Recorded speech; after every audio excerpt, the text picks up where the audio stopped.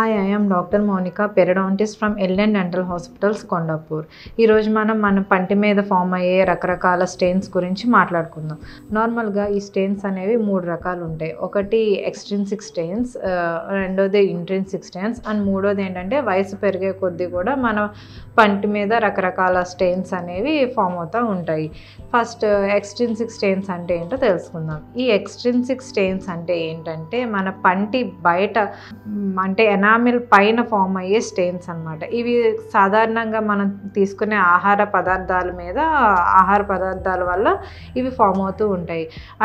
అంటే for suppose coffee, tea ఇలాంటివి తీసుకున్నప్పుడు వెంటనే నోరు పుక్కిలించుకోకపోవడం వల్ల అవి కొంచెం సేపటికి మన పళ్ళ మీద స్టెయిన్స్ అనేవి ఫామ్ చేస్తాయి. నెక్స్ట్ ఏంటంటే స్మోకింగ్ చేయడం వల్ల అండ్ పాన్, గుట్కా ఇలాంటివి తినడం వల్ల కూడా మన పంటి మీద స్టెయిన్స్ ఫామ్ అవుతూ ఉంటాయి. ఈ స్టెయిన్స్ని మనం నార్మల్గా క్లీనింగ్ చేసుకుంటే స్కేలింగ్ లాంటివి, పాలిషింగ్ లాంటివి చేసుకోవడం వల్ల వీటిని మనం రిమూవ్ చేసుకోవచ్చు. వేరేవి నెక్స్ట్ ఏంటంటే ఇంట్రిన్సిక్ స్టెయిన్స్ అంటాం. ఈ ఇంట్రిన్సిక్ స్టెయిన్స్ అనేవి మన పంటి లోపల నుండి ఇవి మనకి స్టెయినింగ్ అనేది ఫామ్ అవుతుంది అనమాట. ఈ ఫ్లోరోసిస్లో కూడా అది ఇంట్రిన్సిక్ స్టెయిన్స్ అనమాట. ఇవి నార్మల్గా మనం వీటిని క్లీనింగ్ అవి చేసుకుని వీటిని మనం రిమూవ్ చేయలేము. వీటికి సపరేట్ ట్రీట్మెంట్స్ అవసరం. ఈ ఫ్లోరోసిస్ అండ్ కొన్ని మెడికేషన్స్ వల్ల కూడా మనకి ఇంట్రిన్సిక్ స్టెయిన్స్ అనేవి ఫామ్ అవుతాయి. అంటే మెడికేషన్స్ అంటే ఏమేమి వస్తాయంటే ఫర్ సపోజ్ మనం యూజ్ చేసేవి టెట్రాసైక్లిన్స్ అంటాము. టెట్రాసైక్లిన్స్, డాక్సీసైక్లిన్, మినోసైక్లిన్ ఇలాంటి మెడికేషన్స్ అవి యూజ్ చేసినప్పుడు కూడా పళ్ళు అనేవి ఎల్లోయిష్ ఆర్ బ్రౌనిష్ కలర్లో మారే అవకాశాలు ఉంటాయి. హైపర్ టెన్సివ్ డ్రగ్స్ యూజ్ చేసే వాళ్ళల్లో అండ్ డయాబెటిక్స్లో గ్లిబెన్క్లమైడ్ ఇలాంటి డ్రగ్స్ యూజ్ చేసే వాళ్ళల్లో, యాంటీహిస్టమిన్స్ యూజ్ చేసే వాళ్ళల్లో కూడా మనం ఈ టీత్ డిస్కలరేషన్ అనేది చూస్తూ ఉంటాము.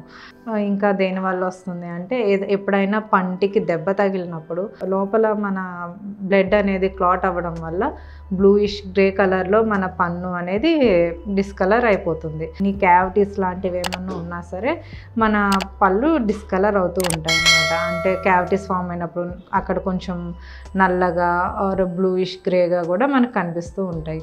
నెక్స్ట్ ఏజ్ రిలేటెడ్ వచ్చే చేంజెస్ ఏంటంటే నార్మల్గా వయసు పెరిగే కొద్దీ ఏమవుతుందంటే మన పంటి పైన ఉండే ఎనామిల్ లేయర్ అనేది పలచబడిపోతూ ఉంటుంది. అండ్ లోపల దాని కింద ఉండే డెంటిన్ అది నార్మల్గా ఎల్లోయిష్ కలర్లో ఉంటుంది. అది వయసు పెరిగే కొద్దీ అది ఇంకొంచెం డార్క్ అయిపోయి ఆటోమేటిక్గా మన పళ్ళు కొంచెం ఎల్లోయిష్గా కనిపించడం లాంటివి జరుగుతూ ఉంటుంది. ఈ ఏజ్డ్ వాళ్ళల్లో కామన్గా మనకి ఈ స్టెయిన్స్ అనేవి both intrinsic and extrinsic stains అనేవి ఉంటాయి అన్నమాట. ఎందుకంటే వీళ్ళు గత కొన్ని సంవత్సరాలుగా వాళ్ళు ఇలా సోడాస్, కాఫీస్, టీ ఇలాంటివి తీసుకుంటూ ఉంటారు. అండ్ వాళ్ళ నోట్లో చాలా క్యావిటీస్ ఉండడం అండ్ ట్రామా జరగడం వల్ల పళ్ళు డిస్కలర్ అవ్వడం ఇలాంటి చాలా ఇష్యూస్ ఉంటాయి అన్నమాట. సో వాళ్ళలో బోత్ టైప్స్ ఆఫ్ స్టెయిన్స్ ఉంటాయి. Both intrinsic and extrinsic stains ఉంటాయి వాళ్ళల్లో. ఈ ఎక్స్ట్రిన్సిక్ స్టెయిన్స్ ఉన్న వాళ్ళల్లో మనం క్లీనింగ్, రెగ్యులర్గా ఫ్లాసింగ్ లాంటివి చేసుకుని మంచిగా డెంటల్ చెకప్కి వెళ్ళి ట్రీట్మెంట్ చేయించుకుంటే మనకి ఈ ఎక్స్ట్రిన్సిక్ స్టెయిన్స్ అనేవి ఈజీగా రిమూవ్ అయిపోతాయి.